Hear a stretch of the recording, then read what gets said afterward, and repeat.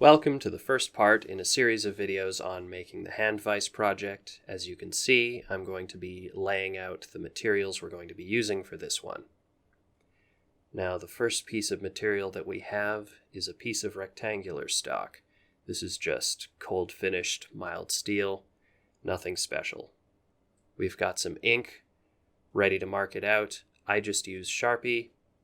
You can use professional bluing if you want, and there's really no advantage to either one. Now, I'm going to be using calipers, but we're not worried about being super accurate here. We're just using this for consistency's sake.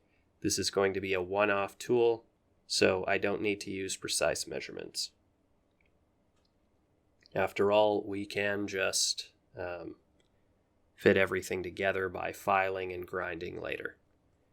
Now, I'm just measuring the moving jaw here. We're just trying to round out the numbers. Again, it doesn't really matter. We're using the same reference edge, so those two lines should be parallel. Basically, as long as everything moves as we expect it to move, it's going to be fine. Now, to find the center line, we're measuring it first, and then I'm going to divide that in half. Now I'm going to just divide those numbers directly in half. Come on, a little bit more.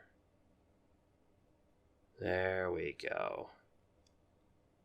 And then just lock that in using another reference edge. We get a fairly straight parallel line.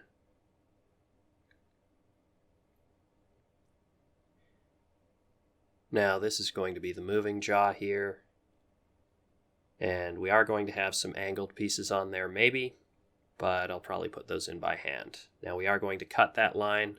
However, cuts have width, so we don't expect it to be exactly in the middle when we're done with this.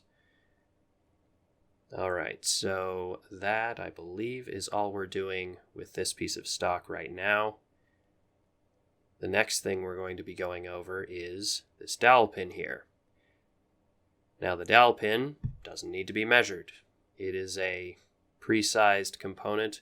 We're going to be cutting a correctly sized hole in the moving jaw and in the fixed jaw, and it's just going to be fastened in place in the moving jaw to kind of keep everything going in a straight line.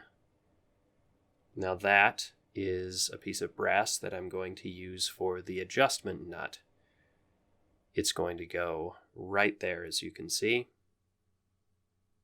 Yep. And we're going to remove that little nub there. Then we're going to drill and tap a hole into which we're going to put our next component, some threaded rod. Now this threaded rod is pre-threaded, as you can see.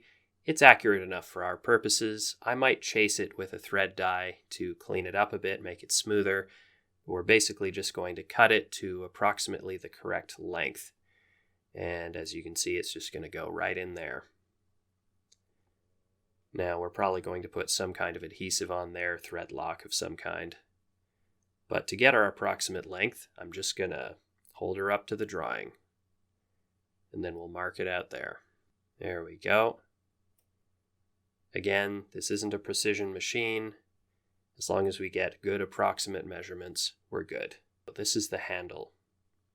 Now the handle is going to be out of aluminum. You might have thought we'd make it out of wood, and I thought to make it out of wood too, but an aluminum handle will be a little bit easier to work with in my opinion, and it'll be much more sturdy, and I'll be able to get a much sturdier thread on it, as a thread is how I'm going to actually attach it. Now, as you can see, my measurements for this are very approximate. Again, it just has to be a little bit longer than is necessary to fit my hand. Exact length isn't really important. This is not a precision application. As you can see, I'm just making the mark by rolling it, and they approximately join at the other end, so we're good. Now, we're going to cut this, obviously. We're also going to face off the end, and we'll probably turn out to the outside. We might do some contouring. So as you can see, all of this is pretty well coming together. I don't remember why my hands are waving, but oh yes, this is important. When you are cutting a piece of material, you sometimes, when it's not obvious, want to mark which side of the material is the side you're actually going to be using. So in this case, I'm going to make a mark here, and counterintuitively, that means that the side that the mark is on is the material that you're going to be using. I know, doesn't make sense to me either. That's how drafting is, though. So we've got all our components laid out here. If you liked this, please leave a like and subscribe, and I'll see you in the next video.